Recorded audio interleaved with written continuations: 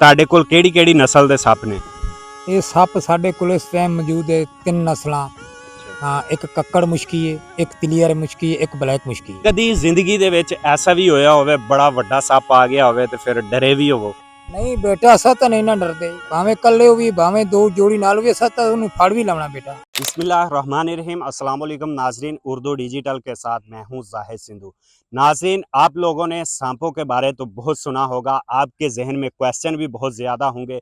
आज मेरे साथ जोगी भाई, जिनको पंजाबी में सपेरा भी कहा जाता है, वो मौजूद हैं। तो आज सांपों के रिलेटेड जो भी आप लोगों के जहन में क्वेश्चन आते हैं तो इनसे जवाब जानेंगे। अस्सलाम वालेकुम। वालेकुम सलाम। बुजुर्गो, क्या नाम है आपका? अपना वारिस मेरा नाम जोगी। ਵਾਰਿਸ ਸਾਹਿਬ। ਅੱਛਾ, ਇਹ ਦੱਸੋ ਤੁਹਾਡੇ ਕੋਲ ਕਿਹੜੀ ਨਸਲ ਦੇ ਸੱਪ ਨੇ? ਇਹ ਸੱਪ ਸਾਡੇ ਕੋਲ ਇਸ ਟਾਈਮ ਮੌਜੂਦ ਹੈ 3 ਨਸਲਾਂ। ਅੱਛਾ ਹਾਂ, ਇੱਕ ਕੱਕੜ ਮੁਸ਼ਕੀ ਹੈ, ਇੱਕ ਤਲੀਅਰ ਮੁਸ਼ਕੀ ਹੈ, ਇੱਕ ਬਲੈਕ ਮੁਸ਼ਕੀ ਹੈ। ਜੀ ਨਾਜ਼ਰੀਨ, ਤੁਹਾਨੂੰ ਸੱਪ ਵੀ ਦਿਖਾਵਾਂਗੇ ਤੇ ਇਹ ਦੱਸੋ ਜਿਹੜੀ ਆ ਬੀਨ ਹੁੰਦੀ ਏ, ਕਿਆ ਇਸ ਬੀਨ ਤੇ ਵਾਕਈ ਸੱਪ ਮਸਤ ਹੋ ਕੇ ਆਉਂਦਾ ਜਾਂ ਇੱਕ ਮਿੱਥ ਬਣੀ ਹੈ ਬਸ? ਨਹੀਂ ਬੇਟਾ, ਇਸ ਤੇ ਨਹੀਂ ਮਸਤ ਹੋ ਕੇ ਆਉਂਦਾ। ਅੱਛਾ ਹਾਂ, ਇਹ ਵੈਸੇ ਕਿ ਫਿਲਮ ਬਣੀ ਹੋਈ। ਅੱਛਾ, ਹਾਂਜੀ, ਇਹ ਸਿਰਫ ਗੱਲ ਬਣੀ ਹੈ। ਗੱਲ ਬਣੀ ਬੇਟਾ। ਅੱਛਾ, ਹੁਣ ਸਾਨੂੰ ਥੋੜਾ ਜਿਹਾ ਸੱਪ दिखाओगे साढ़े नाजरीन? जी दोस्तों, मैं जो है थोड़ा दूर हो जाता हूँ, आप लोग देखें।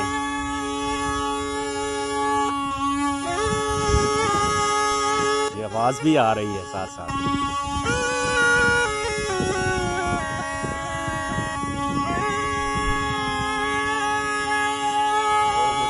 मुझे तो डर लग रहा है,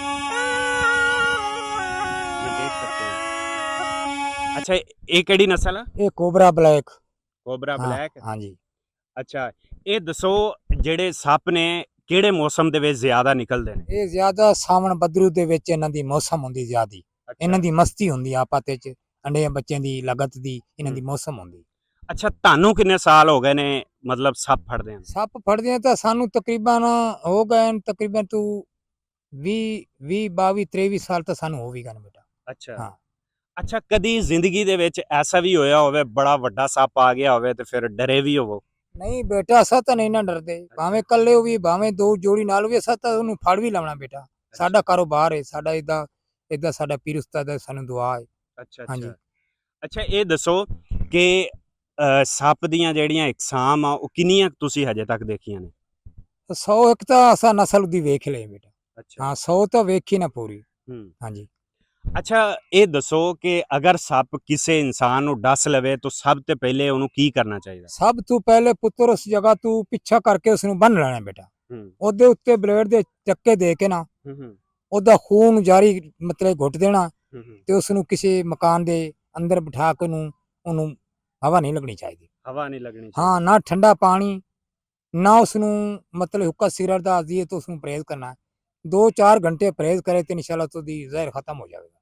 ਅੱਛਾ, ਇਹ ਦੱਸੋ ਇੱਕ ਸੱਪ ਦੀ ਕਿੰਨੀ ਕੁ ਉਮਰ ਹੁੰਦੀ ਹੈ? ਉਮਰ ਸੱਪ ਦੀ 100 ਸਾਲ ਹੈ। 100 ਸਾਲ ਤੋਂ ਟੱਪ ਜਾਵੇ ਤਾਂ ਫਿਰ ਸੱਪ ਨਹੀਂ ਬਣ ਸਕਦਾ, ਕੋਈ ਦਰਵੇਸ਼ ਫਕੀਰ ਬੰਦਾ ਬਣ ਕੇ ਟੁਰ ਸਕਦਾ। ਅੱਛਾ। ਹਾਂਜੀ। ਅੱਛਾ, ਇਹ ਦੱਸੋ ਕਿ ਸੱਪ ਜਿਹੜਾ ਉਹ ਪਹਿਲੇ ਹੀ ਤਿਆਰ ਹੁੰਦਾ ਇਨਸਾਨ ਨੂੰ ਡਸਣ ਵਾਸਤੇ ਜਾਂ ਇਹਨੂੰ ਤੰਗ ਕੀਤਾ ਜਾਵੇ, ਛੇੜਿਆ ਜਾਵੇ ਫਿਰ ਕਰਦਾ? ਇਹ ਤੰਗ ਕੀਤਾ ਜਾਵੇ ਤਾਂ ਫਿਰ ਤਿਆਰ ਹੁੰਦਾ ਹੈ, ਇਹ ਪਹਿਲੇ ਨਹੀਂ ਹੁੰਦਾ। ਪਹਿਲੇ ਇਨਸਾਨ ਤੋਂ ਥੋੜਾ ਜਿਹਾ ਤਰ੍ਹਾਂ ਕਲਹਾਂਦਾ ਲੁਕਦਾ ਹੈ, ਜਦੋਂ ਇਨਸਾਨ ਨੂੰ ਕੋਈ ਤੰਗ ਕਰੇ ਫਿਰ ਇਹ ਆਪੀ ਤਿਆਰੀ ਕਰ ਲੈਂਦਾ। ਅੱਛਾ ਬਜ਼ੁਰਗੋ, ਅਕਸਰ ਅਸੀਂ ਸੁਣਿਆ ਕਿ ਸੱਪ ਦਾ ਜਿਹੜਾ ਬੱਚਾ ਹੁੰਦਾ ਕਦੀ ਦੋਸਤ ਨਹੀਂ ਬਣ ਸਕਦਾ, ਮਿੱਤਰ ਨਹੀਂ ਬਣ ਸਕਦਾ। ਤੁਹਾਨੂੰ ਤੇ 30 ਸਾਲ ਹੋ ਗਏ ਨੇ ਜਿਵੇਂ ਤੁਸੀਂ ਦੱਸਿਆ, ਕਿਆ ਸੱਪ ਦੋਸਤ ਵੀ ਬਣਦਾ ਹੈ? ਨਹੀਂ ਬਣ ਸਕਦਾ ਪੁੱਤਰ। ਅੱਛਾ। ਹਾਂ, ਦੋਸਤ ਨਹੀਂ ਬਣ ਸਕਦਾ ਬੇਟਾ, ਜੋ ਦੀ ਖਿਦਮਤ ਕਰ ਲੋ ਦੋਸਤ ਨਹੀਂ ਬਣ ਸਕਦਾ। ਅੱਛਾ। ਹਾਂਜੀ।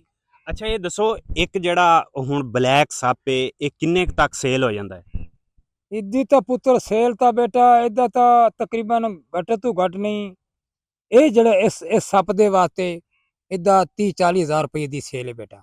ਅੱਛਾ। ਹਾਂਜੀ, ਜਿੱਦੀ ਕੋਈ ਜਾਣ ਵਾਲਾ ਬੰਦਾ ਇਸ ਨੂੰ ਖਰੀਦਦਾ, ਜਿਹਨੂੰ ਮਤਲਬ ਸਮਝ ਹੋਵੇ। ਹਾਂ, ਜਿਹਨੂੰ ਸਮਝ ਹੋਵੇ ਤਾਂ ਬੇਟਾ, ਜਿਹੜੀ ਦੀ ਚੀਜ਼ ਤਿਆਰ ਕਰ ਸਕਦਾ ਹੋਵੇ, ਤੇਲ ਬਣਾ ਸਕਦਾ ਹੋਵੇ ਤਾਂ ਉਸ ਨੂੰ ਸਮਝ 30-40 ਹਜ਼ਾਰ ਰੁਪਏ ਲੈ ਸਕਦੇ ਸਨ। ਅੱਛਾ, ਇਹ ਦੱਸੋ ਇਹ ਕਿੰਨਾ ਕੁ ਤੇਜ਼ ਹੁੰਦਾ ਸੱਪ? ਇਹਦੇ ਜਿਹੜੀ ਸੁਣਨ ਦੀ ਹਿੱਸ ਹੈ ਜਾਂ ਦੇਖਣ ਦੀ ਹਿੱਸ ਹੈ, ਕਿੰਨੀ ਕੁ ਤੇਜ਼ ਹੁੰਦੀ ਹੈ? ਇੱਦੀ ਤੇਜ਼ ਹਰ ਚੀਜ਼ ਜਾਨਵਰ ਨੂੰ ਪੁੱਤਰ ਇਹਦੀ ਹਿੱਸ ਜ਼ਿਆਦੀ ਹੈ, ਇਹਦੀ ਨਜ਼ਰ ਹੀ ਜ਼ਿਆਦੀ ਹੈ, ਇਹਦੀ ਸਪੀਡ ਹੀ ਜ਼ਿਆਦੀ ਹੈ ਬੇਟਾ। ਅੱਛਾ। ਹਾਂਜੀ। जी बहुत बहुत शुक्रिया तुसी टाइम दिता। हाँ मेहरबानी शुक्रिया ठीक हो गया। जी नाजरीन, ये थे जोगी भाई जिनसे आज हमने आप लोगों को मिलवाया। तो उम्मीद करते हैं आपके जहन में जो क्वेश्चन आ रहे होंगे उनका भी जवाब आपको मिल गया होगा। इसी के साथ अपने होस्ट जाहिद सिंधु को दीजिए इजाज़त। मिलते हैं एक नई वीडियो के साथ। अल्लाह हाफिज़।